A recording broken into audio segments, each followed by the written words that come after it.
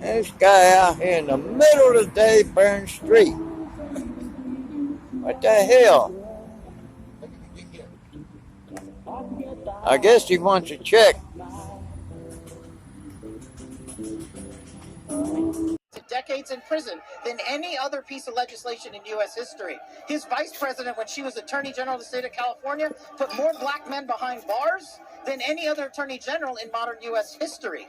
That is the one thing that the Democrats can't run away from. And President Trump is the one that cured it. He came in and said, hey, let's fix this disproportionate sentencing. Let's review it. Let's let these minorities out and give them another chance. And also, let's talk about the folks that never committed crimes in the first place. He doesn't see people as red, white, blue, yellow, purple, pink. He sees them as Americans. People, including Latinos, don't like what's going on in our country. We have an open border situation. We have inflation. Even though it's controlled, prices have not gone down. So the cost of living is still really high for Latinos. And in a community that is struggling economically, that resonates. That message resonates.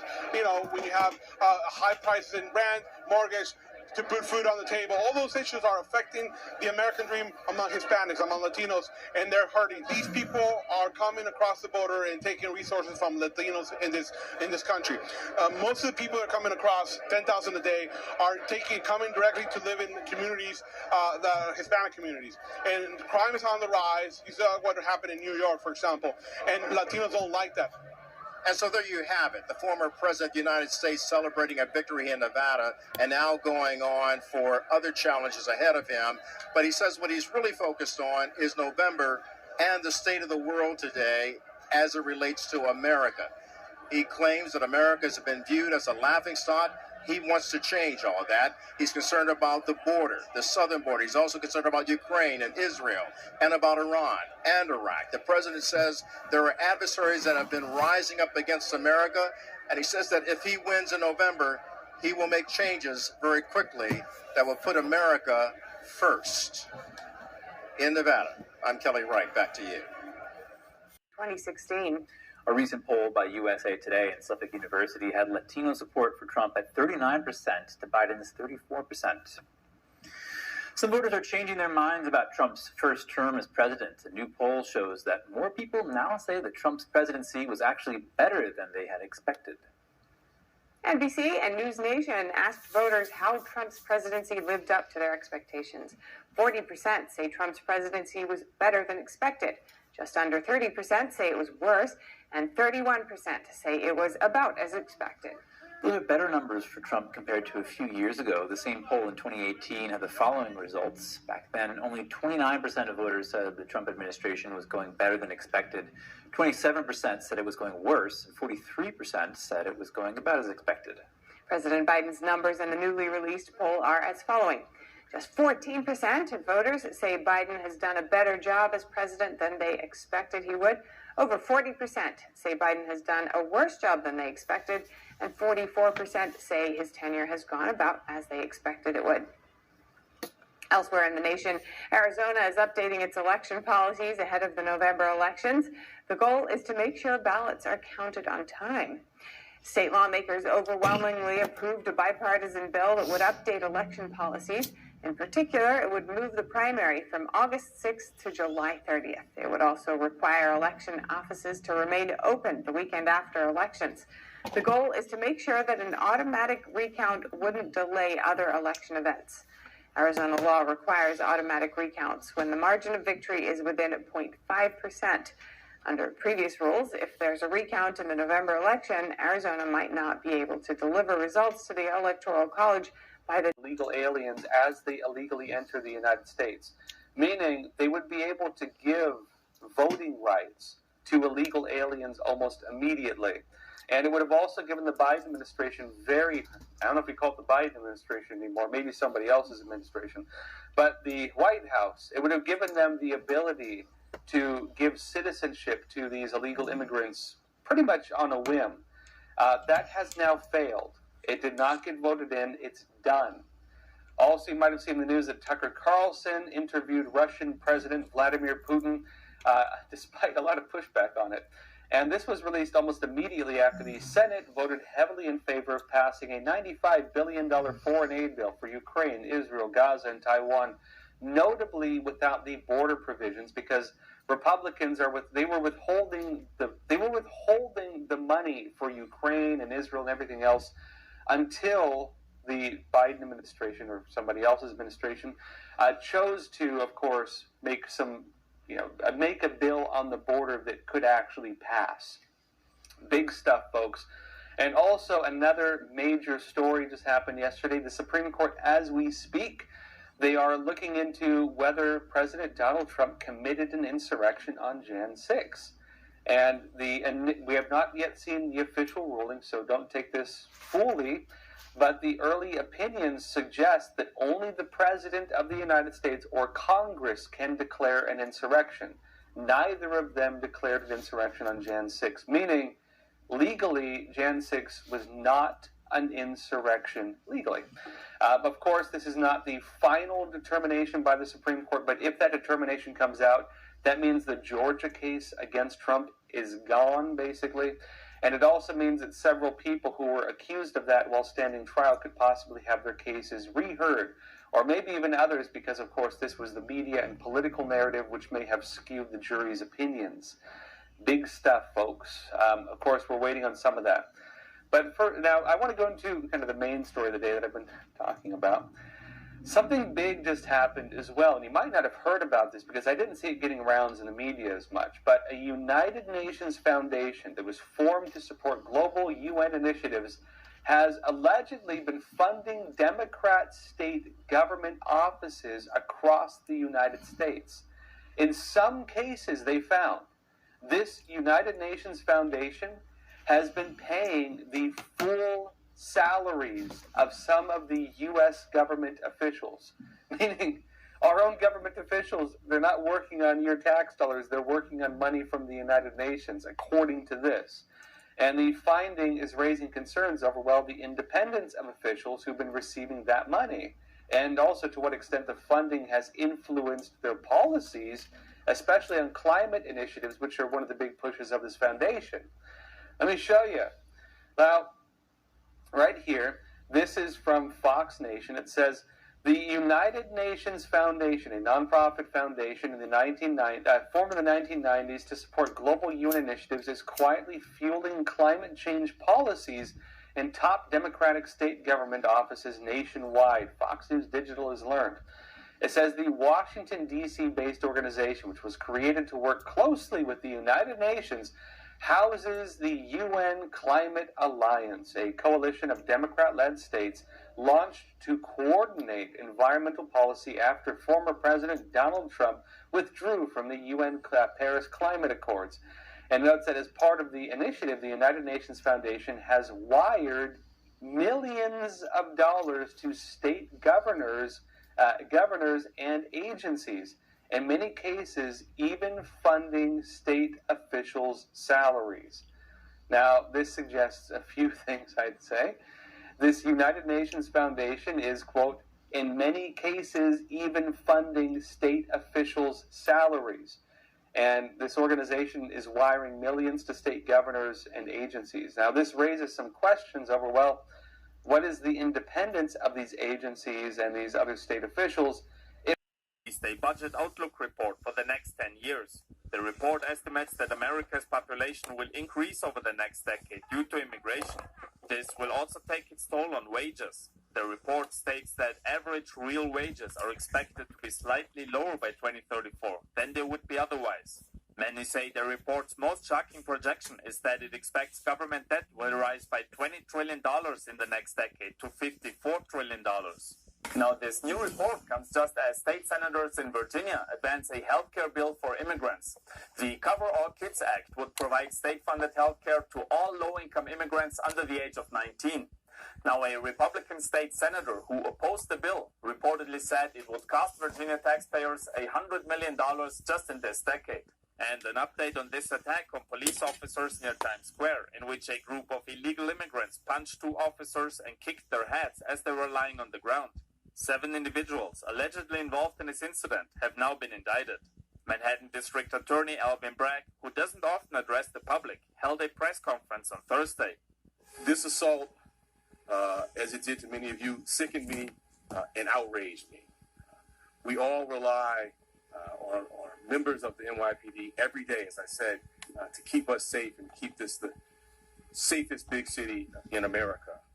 Bragg also commented on speculation that the suspects had been caught in Arizona after fleeing New York. He dismissed those reports, saying they're not true. Ariane Pastar, NTD News. But he let him out of jail. Mexico surpassing China after the report's release. There's even reference that I don't remember when my son died. How in the hell dare he raise that? Frankly, when I was asked the question, I thought to myself, wasn't any of their damn business. Biden sparred with reporters after his remarks. President Biden, something the special counsel said in his report is that one of the reasons you were not charged is because, in his description, you are a well-meaning, elderly. Joe Biden had a top secret file pertaining to Hunter Biden and Burisma. Why was it in his possession? Come on now. He bribed the Ukrainian government to get rid of the prosecutor that was investigating Burisma. I mean, my Lord. And people think he's, a number one person to run this country when he can't even remember who the president who's Egypt. And he says it's to Mexico about Gaza. Come on. The man's senile. And he is incontinent. He don't deserve, he should never have been president in the first damn place. But this thing with the border, all these immigrants coming into the country, y'all's higher wage just went in the toilet. Okay? That's I mean, y'all was just so foolish to put that man in the White House. Well, you made your mistake. You made your bed now. You can sleep in it. And elsewhere have been attacking prosecutors. There is pressure to criticize and to make, statements that maybe otherwise you wouldn't make. But on the other hand, the White House today. As to his mental state, I have not met the man or had any personal interactions with him where I feel competent to judge his mental state. I do believe that he is a little too old to be making up rules for the rules that he's making that he won't be able to see out in his lifetime, I guess. I mean, I think I probably side with a whole lot of folks in this country when I say I wish we had some other alternatives, right? On both sides of the aisle. But look, when I think about the alternative to Joe Biden, that's not a good solution for me.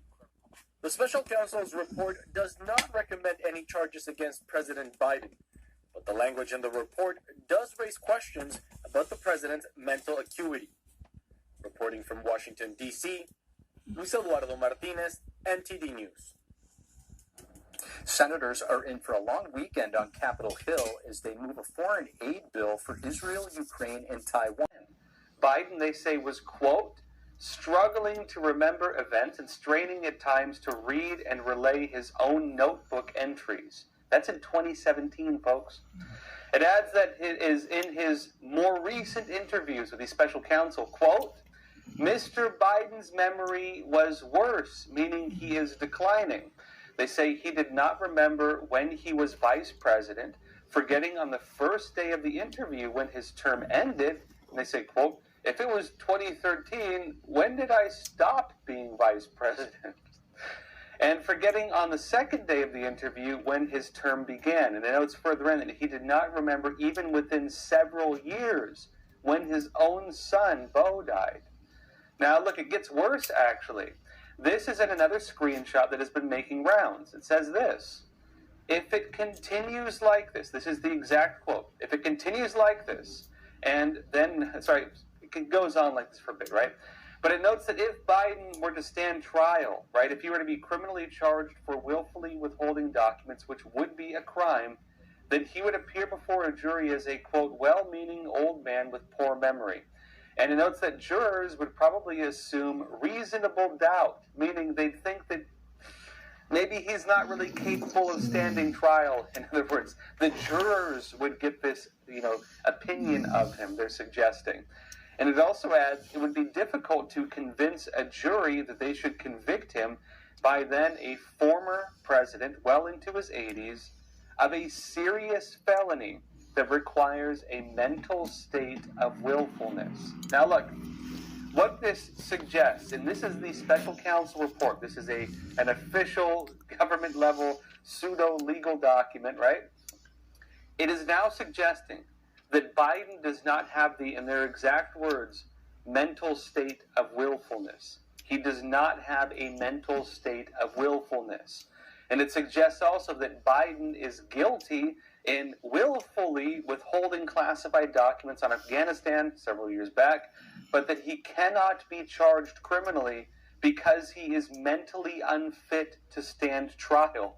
And I think many people, including myself, are raising the question. I think the Ukraine is so important to U.S. And further from President Barr, the assurance that we struck here the con was a grip.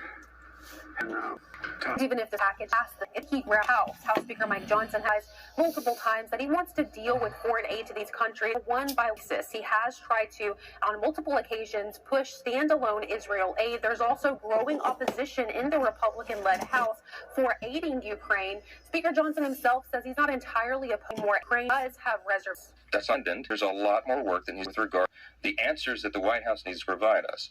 So it's clear at this point that this mounting skepticism in the Republican-led House will further delay the process of getting this foreign aid to the president's desk. Reporting from Capitol Hill, Melina Weisskopf, NTD News. So does the House of Representatives have enough votes to pass a standalone funding package for Ukraine and Israel? One Florida congressman says yes. To discuss, we spoke with Congressman Darren Soto. Thank you so much for taking a moment. Thanks for having me. Of course, Congressman, I want to get your thoughts. The Republicans are still licking their wounds from the border deal that fell through. Do you see any path forward, whether it be, say, H.R. 2, if the House Republicans were willing to have House Democrats come to the table and discuss their thoughts as well? We've seen an extraordinary collapse this week. A border security bill that they demanded, then they voted against, as well as a sham impeachment of Secretary Mayorkas going down. We Democrats remain open to good faith negotiations, but especially the Congressional Hispanic Caucus, we would love to see Dreamers included in this deal. If they're not greedy, a lot could be done. We support funding for border security, and it can't just be the southern border. I represent Florida. The ports are also really important for us, but we have to have some positive immigration policies. Immigration judges are helpful, visas are helpful, but we really want to see Dreamers and potentially farm workers be part of this package. And of course, we have a responsibility both to help Ukraine defend itself, the first invasion of Europe since World War II. We see Israel defending from a terrorist attack by Hamas, and even Taiwan is in a terrible situation. So whether it's protecting the homeland or democracy abroad, Democrats remain ready, willing, and able to compromise. To your point, funding for Ukraine and Israel, one might say, was an innocent bystander to the collapse of that deal.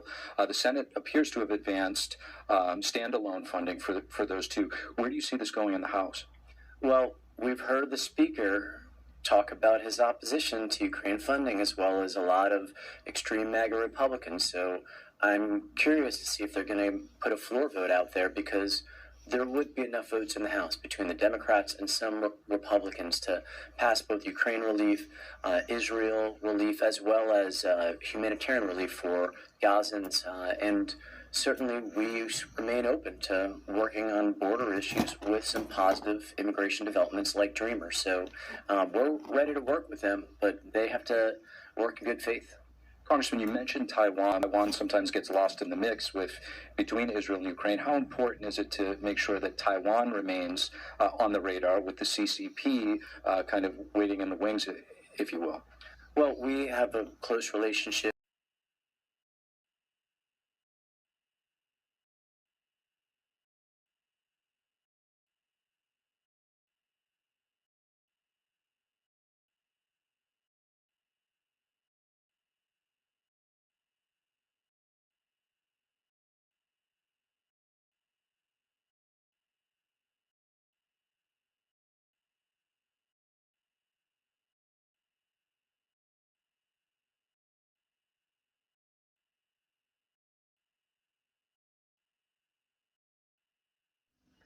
which is going up against a unified national technology strategy. On that note, what is the type of response that the U.S. needs to take? How would that look like in practice? It is not industrial policy like people would think, but rather it is how does the country work as a team to exploit technology more effectively than the competition, which means decisions are made at the individual organization, state, and national level. That's what the Socrates Project, which I directed, was designed to accomplish, and which President Reagan blessed off on, and was supposed to be implemented to solve this exact problem. Now, this does come as there's a lot of talks of either decoupling or de-risking from China and other adversaries. With the findings of this type of a report, how do you see that impacting U.S. companies? Is this a cautionary tale to them? Is this going to help decoupling, or maybe not? Well, this idea of decoupling is just naive. Okay, and the classic, I mean, it's a black and white. It's a black and white argument. We're either going to decouple or we're going to get in bed with them so strongly they don't want to hurt us. Both of them are very naive. First of all, we can't decouple from China. China is integrated throughout the world. And even if we say we're not going to directly work with them, they just work through other paths. So what we must do is understand their national technology strategy, what technologies they need, how they're exploiting them, and outmaneuver them. It's a massive game of technology exploitation chess played out worldwide. Quite fascinating indeed. Michael Sikora, thank you so much for your time. Thank you. U.S. utility firm Duke Energy is planning to oust products made by Chinese battery company CATL. The delinking process is set to start with a green energy project at a U.S. Marine Corps base. The move has been in the works for some time. According to a Reuters report, Duke Energy temporarily disconnected CATL batteries from its solar panels at the same military base in December. The decision comes as lawmakers and security experts warn that Chinese state-backed hackers are targeting critical U.S. infrastructure, including power grids, and using those batteries could make America more vulnerable. Lawmakers also sounded the alarm about the Chinese company's ties to the Chinese Communist Party. Aside from military uses, Duke Energy confirmed with NTD that it's also looking to remove CATL products from its civilian projects by 2027, adding it will source from domestic suppliers instead. In the past year, lawmakers have been pushing the U.S. to stay away from Chinese batteries. This year's annual defense spending bill bans the Defense Department from buying CATL products starting in 2027. In an effort to protect American data, 15 lawmakers urging the Commerce Department to take action on TikTok Thursday. They're asking the department to add TikTok's Chinese parent company ByteDance to the government's export control list and restrict its access to American software. This comes after efforts to ban TikTok stalled in Congress. TikTok has gained massive popularity in the U.S. Over 170 million Americans use the app, but lawmakers are concerned that ByteDance could access data on its American users through TikTok. Under Chinese law, Chinese companies must hand over user data if officials ask for it. TikTok denies giving U.S. data to the Chinese regime. Over 30 U.S. states have banned TikTok from government-issued devices, largely due to security and data collection concerns. Some also accuse the app of pushing dangerous content toward children. More from the Indo-Pacific. The United States and the Philippines are holding joint naval drills in the South China Sea starting Friday. The exercise marks the third round of South China Sea drills between the two countries in the past 4 months. Alongside growing Chinese aggression, the U.S. and Philippines are strengthening their ties, both to counter China and protect peace in the region. China claims almost the entire body of water as its own. A 2016 international arbitration ruled that invalid. Vessels owned by the Philippines and neighboring countries face frequent harassment from Chinese Coast Guard ships there. On top of that, the Philippines recently ordered infrastructure and defense improvements in the Bataan province. The area sits just over 120 miles from Taiwan. The island nation's defense ministry announced the decision on Tuesday. 2 days later, Beijing sent out a warning that the Philippines is, quote, playing with fire. China sees Taiwan as a core interest and part of its territory. The ruling Chinese Communist Party has never governed the island. A message from China to the West: any country that stands in the way of Beijing's actions to take control of Taiwan will face a heavy price. The warning comes from the Chinese embassy in Tokyo after the U.S. concluded maritime drills with allies Japan and Australia on Thursday. The 8-day drills are known as the Keen Edge exercise, held at Hawaiian and Japanese bases.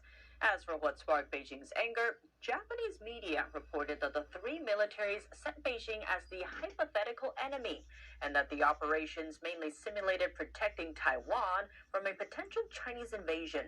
Japanese media cited anonymous government sources.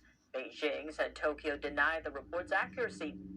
Nevertheless, tensions around Taiwan are at a historic, saying that great disasters had befallen Russia because men have forgotten God. That's why all this has happened.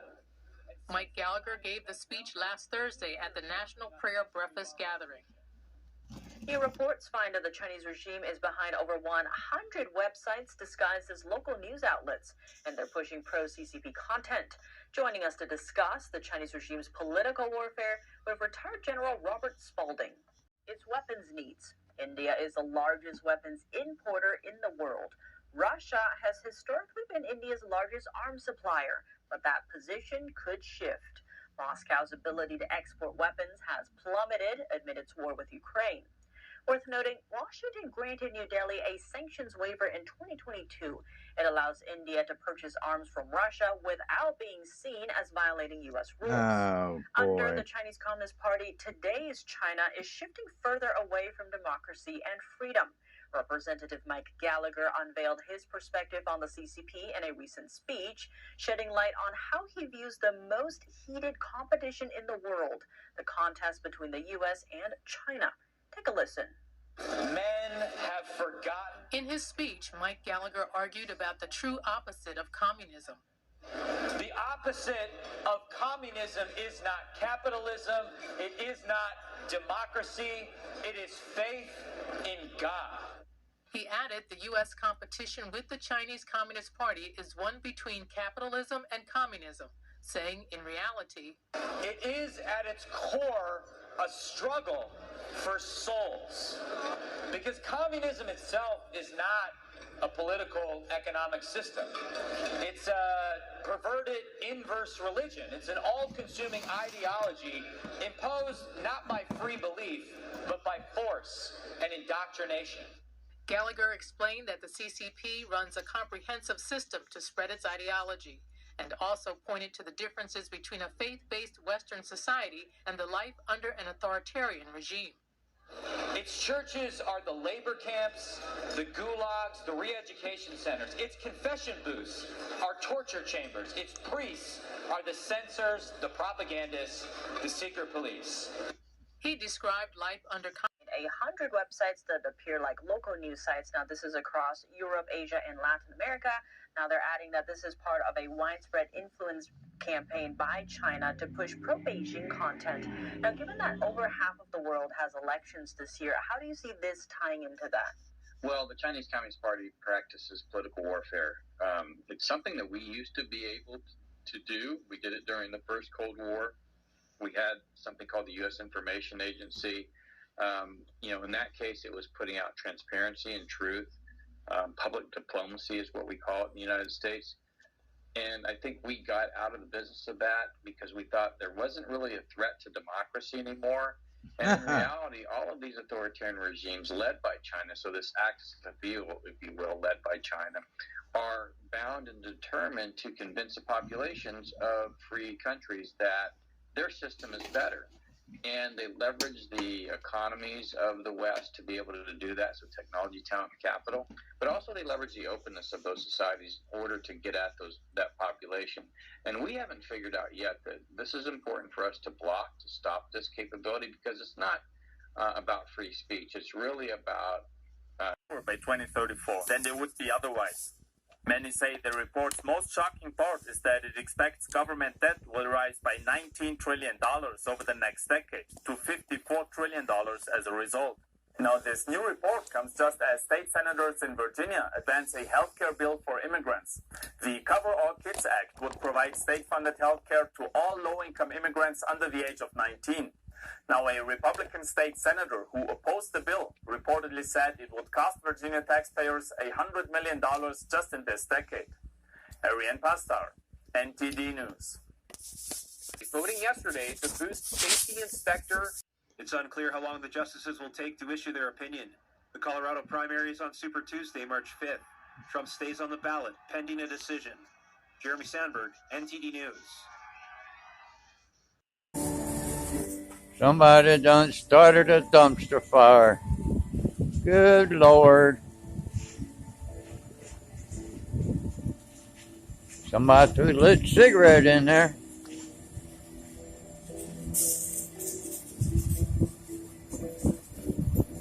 Good grief. Who started that shit?